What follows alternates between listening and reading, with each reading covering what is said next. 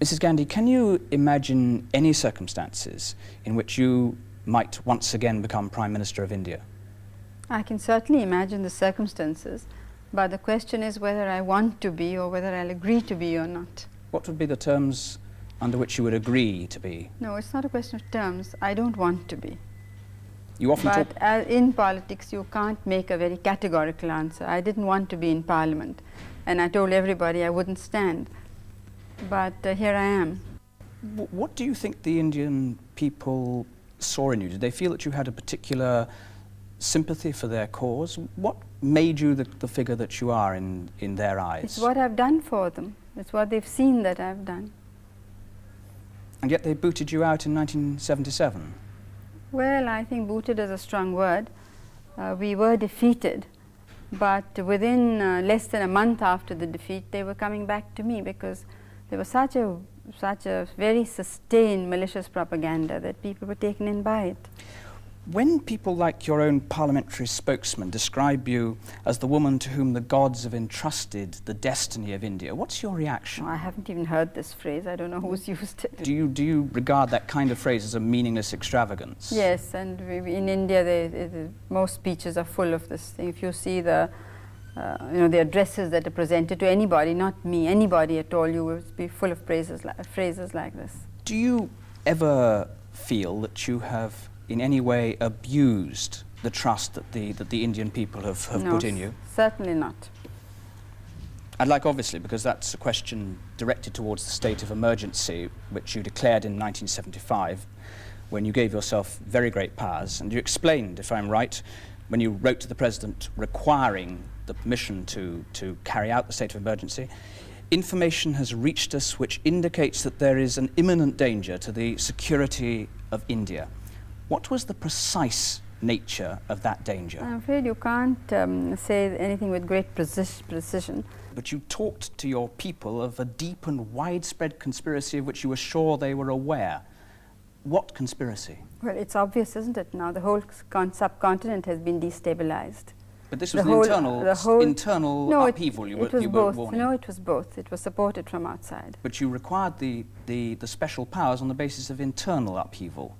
But no, the question was, had it been only internal with no foreign interference, one could have dealt with it in a much easier way. But you didn't even mention, with respect, Mr. you didn't mention foreign upheaval. No, why should one mention everything? No, one doesn't mention everything at any time. Why should one? Could I? But it's very obvious when people have followed the doings of international agencies and who was present at India at what time.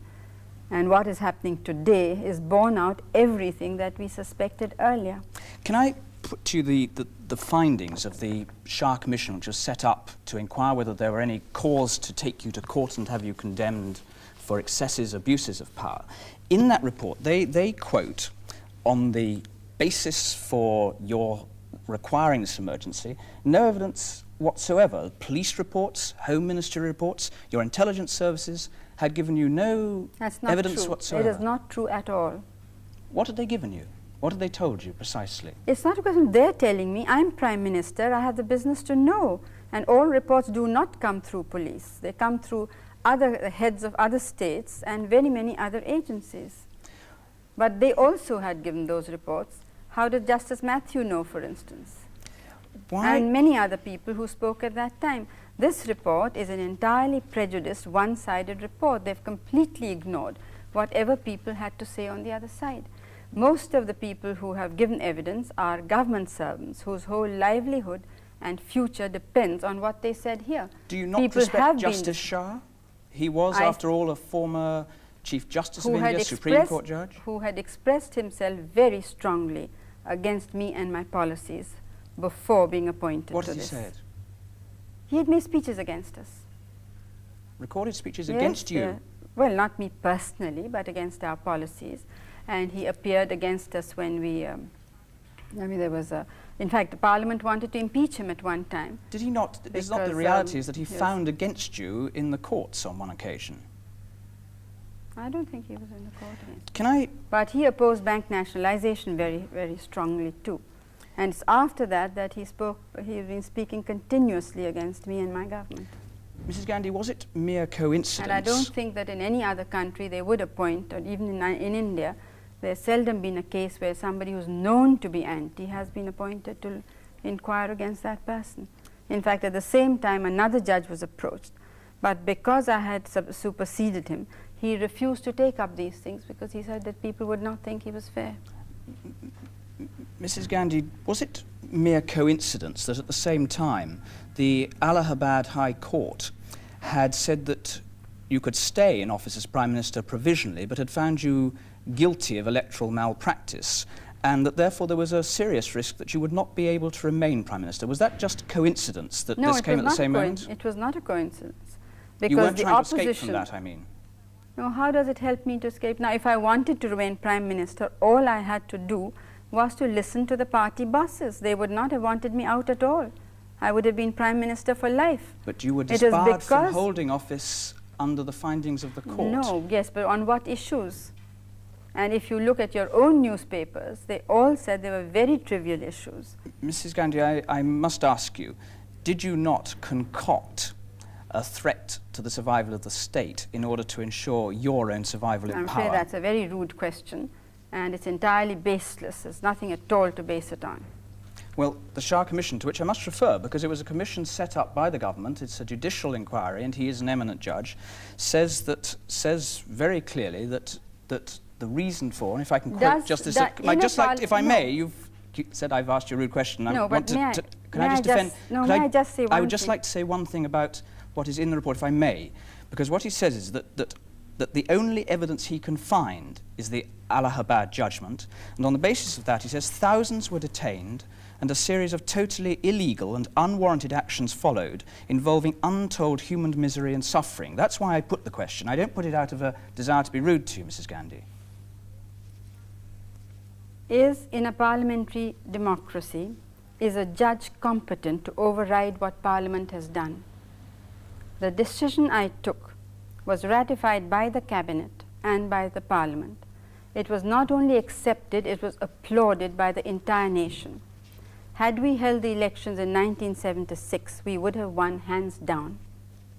Now, we did not hold the elections because the state of the economy was such at that time. The political situation was all right.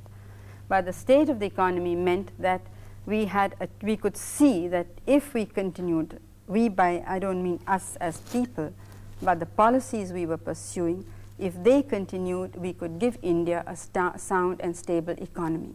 Why was it Had we held the elections then, this would not have been possible. Therefore, we jeopardized our political future and chose giving political stability economic stability and soundness to India, rather than saying, well, let us be sure of our election. Why then was it necessary to imprison Mr. Morarji Desai, who then became Prime Minister of India? Was he an economic threat to the state? No, these were the people who were destroying democracy. Destroying democracy? Destroying democracy. How? Because, well, I'm sorry that you people have such short memories, but because they felt they could not win an election, they said, we must take the battle to the streets. Mr. Morarji Desai is on record in an interview having said, we are going to surround the Prime Minister's house, we are going to surround Parliament, we will see that no business is done. That the Prime Minister cannot come out, nobody can go in. Another member of the opposition, now a minister, said that if we cannot win by the ballot, we shall win by the bullet. Somebody else incited the police and the army. That was J.P. Naran, who said disobey illegal orders. He said, why couldn't you have taken, why could I just ask you, why couldn't you have used the law that you already had available to you to arrest these people if they were breaking the law? I'm afraid, you see, India is not a small country like the UK. It is a very big country and very complex problems. And in the whole country, they had created an atmosphere of extreme indiscipline, so that somebody like Mr. Galbraith said it seems to be a functioning anarchy, but it was not functioning, it was becoming an non-functioning anarchy. And at that moment, if we had not stopped it, India would not have survived. Now, unfortunately, the dealings of the present government are taking India along that path once again.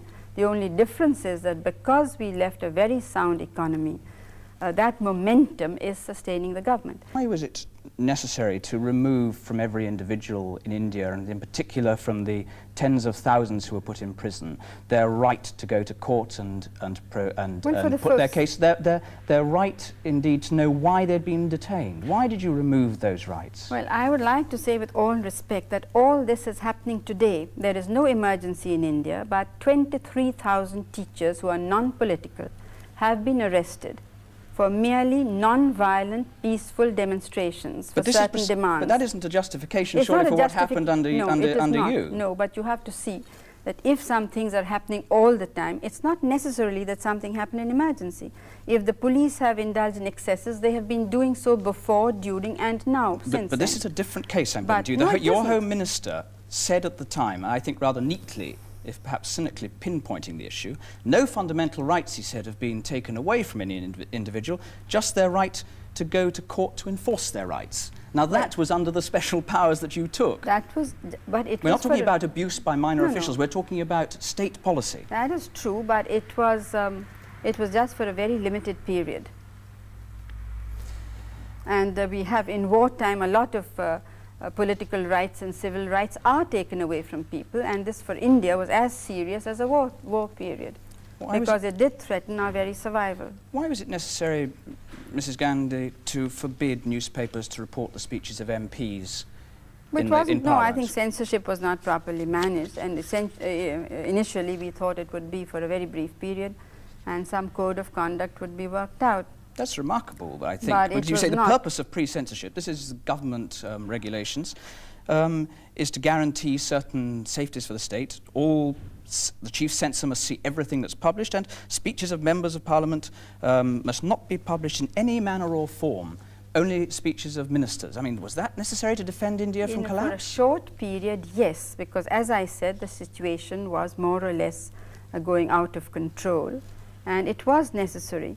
There is which developing country has been able to go ahead. Only India has tried this experiment of having social and economic changes through peaceful and democratic means. Now, when these means were threatened, we took a temporary measure. It was I who revoked. I declared the emergency, but also I who revoked immediately it. Before the elections, 21 months later. Well, certainly, but then I did hold the elections. I don't think there's a single instance in world history of this happening. The Shah Commission concluded that the reasons for the measures... I haven't ended at all, because since you're talking about the press, I would like to say something about the press here.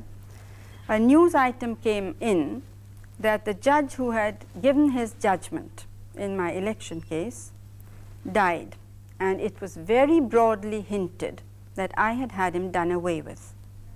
When the High Commissioner clarified the position that my judge is perfectly hale and hearty, living where he always lives, and a judge of a similar name has died of a much older man has died of a heart attack in another part of the country, your newspapers did not have the grace even to print that contradiction. That seems a curious grounds on which to justify the complete removal of the freedom of the press in India. I'm very sorry, I'm not justifying, I'm just showing. But you don't like the newspapers? No, I'm not. I'm saying that the newspapers are part of a force which is there to obstruct the social and economic changes which we want to bring about. And you tried to turn it into a force to support what you were doing. No, we are not interested in support, but we are interested in not having the obstructions. The evidence, Mrs. Gandhi, shows that during that period, for instance, All India Radio during that period, in 1 month, December 76, had over 2,000 lines reporting government statements, 34 lines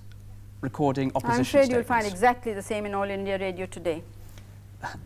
So this is just a frailty in any case of the freedom of the radio. Whether it is or not, I don't know, but it's no use picking out something out of context. This is what I'm trying to show. The Shah Commission said that the reasons for the measures taken against the media in general and the press in particular was to keep, and this is on the basis of the evidence put to him, was to keep the public in ignorance, to instill fear in them, thereby suppressing dissent in every form, individual, political, parliamentary, judicial. It was used as an instrument of news management aimed at thought control, Mrs. Look, Gandhi. if you want to give a lecture on the Shah Commission, you needn't have me here. You can give it anyway, as other media are doing. We do not accept the Shah Commission's report, and the people of India do not accept it. They have shown that he is quite irrelevant. his remarks and his findings to the situation which prevailed earlier and the situation which prevailed during the emergency, before the emergency, or after. How does Mr. Shah know what is happening in the political world? What are the forces at work which want to destroy a developing economy? Is a judge competent to decide that? Then why have democracy? Why have elections? Why have political people in power? It was a commission of inquiry which a lot of democracies No, it was use. not. It was a purely vindictive action by the present government. It's very interesting that of the cases referred to the Shah Commission, they did not want to inquire into any cases except those against me or those whom they considered my supporters. They did not even record the evidence or of those who said anything in my favor. He just said this is irrelevant. In the courtroom itself, they had a picked crowd which jeered us. Anybody who wanted to, I mean, we didn't want cheering, but if anybody did, that person was thrown out. I mean, when you take up a thing, you should try and find out the whole background and what has actually happened. I mean, to us, it doesn't matter what the British media says. It's quite irrelevant to India.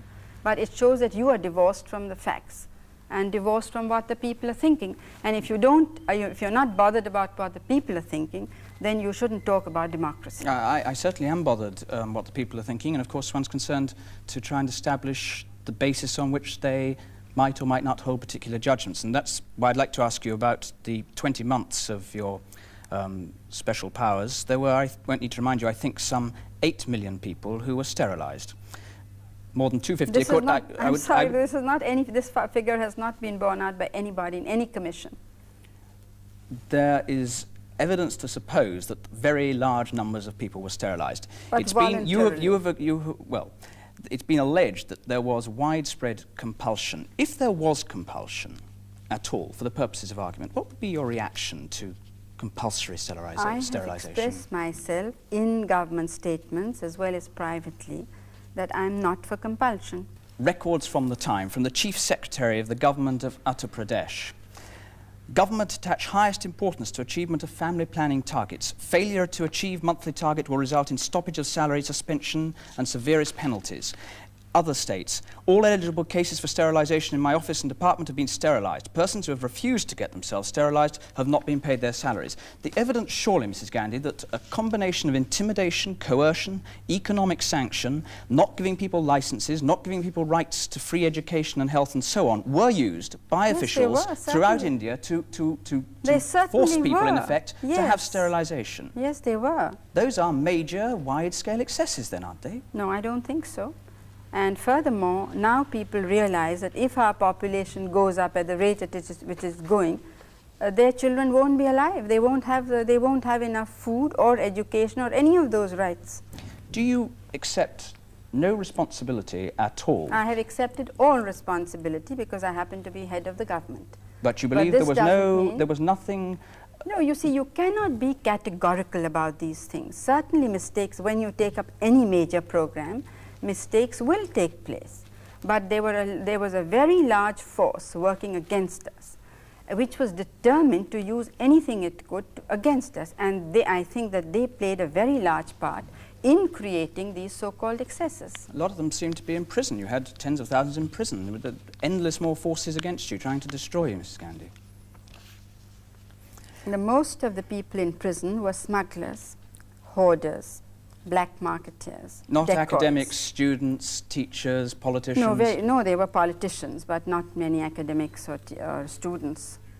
Well, the evidence... Unless they were in the Naxalite movement or something like that.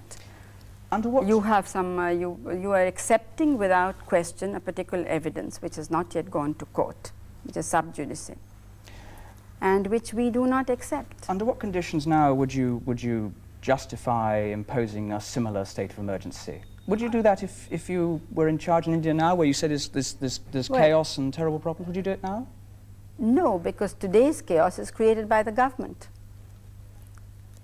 You don't think it's quite a different situation. As I said at that time, as you said, that had we taken action in what you think is legal earlier on, maybe all this would not have been necessitated. And this is why I feel that I was at fault in this, that I did not take action earlier on. But we felt that elections were not far off and we could wait till the elections. We didn't know that these people would precipitate the situation as they did. We knew that in elections we may or may not win. You don't rule out another state of emergency in India? No. As I'm saying today, there is a state of emergency. It is not legal, it is not constitutional, it doesn't have parliamentary sanction. But in every other way, there is a state of emergency. If Justice Mr. Shah says that the people are in fear, you have only to go and walk the streets of Delhi today, or Calcutta, or any city. And whereas that time, only those who were in fear, who were doing something antisocial. But today, it is the common citizen, the poor man, who's in fear. What then do you expect the future of India to be, Mrs. Gandhi? Well, the future of India is for us to decide, and we will fight it out in India. I don't think it's anybody else's business. You, of course, are soon going back to face criminal charges on the basis of the Shah Commission's allegations. On the basis of that evidence, I'm obliged to ask you, why would it not serve the interests of truth and justice for you to be found guilty? Because I'm not guilty.